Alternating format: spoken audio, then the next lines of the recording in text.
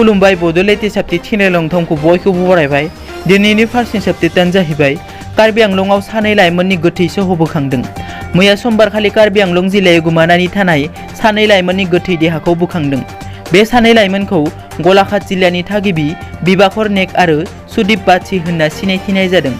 बिसोर सानैबो कार्बि आंलंआव थानाय काक'चांकाइ पलांच'आव बेरायहैदोंमोन। रिपर्टनि बादिब्ला बिसोर गासै सा-8 थांदोंमोन आरो बे सानै लाइमोननि गोथै देहाखौ एसडीआरएफनि टीमा अपारेशन खालामनायनि गेजेरजों बोखांनो हायो।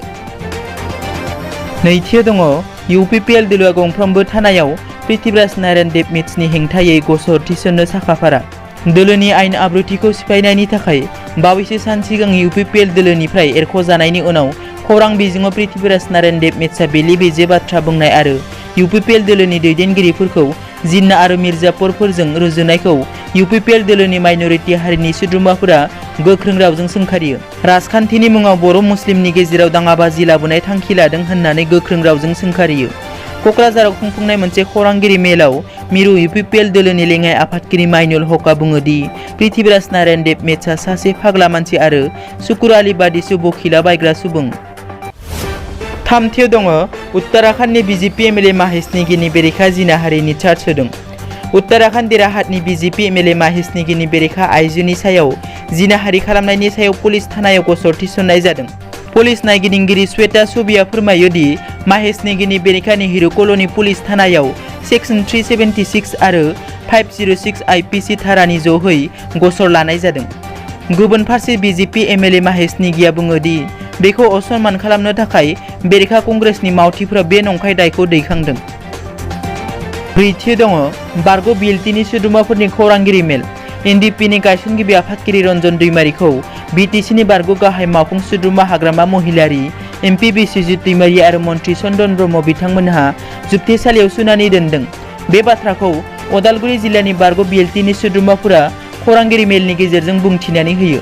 बारग' बिएलटिनि सोद्रोमा अनिल मोसाहारिया खौरांगिरि मेलनि गेजेरजों बुङो दि दिनै हाग्रामा महिलारिया मोनब्रैबो फेक्सननि एनडिपिखौ लानानै सेम बे जेरै जोंनि बारग' बिएलटिफोरखौ जेरैबायदि खालामदोंमोन बे एखे लामाथिं लांगासिनो दं। बेखौ जों दिनै स्पष्ट होदों। दिनै बिथांमोना जोंखौ लानानै बिथांमोना बिटिसिखौ सालायदोंमोन। बे सालायनायाव बिथांमोना मोनसे प्रमिस होदोंमोन जे जों मडेल बिटिसि बानायगोन होननानै।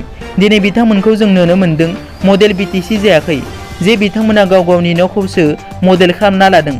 जेरै बाहेरायाव थाङो बिसोरो चाइना, हंकं, इटालि हादरफोराव थांनानै एस्टिमेट बानायनानै गाव गावनि न'खौसो मडेल खालामनायखौ नुनो मोनदों।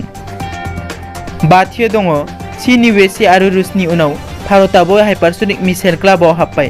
रुस, इउएसए आरो चीननि उनाव हाइपारसनिक टेक्न'लजिखौ जाफुंसारै आनजाद नायनो हानाय हिसाबै भारतआ ब्रैथि हादर जानो हादों। बे आनजादखौ बालासर उरिष्यायाव थानाय एपीजे आब्दुल कालाम आनजाद थिलियाव खालामनाय जादोंमोन।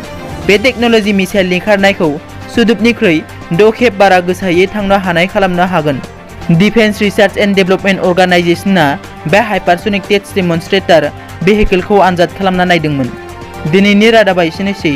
नोंथांमोना जुदि आंनि चेनेलखौ दासिमबो साबस्क्राइब खालामाखै, अन्नानै साबस्क्राइब खालाम। गोजोन्थों।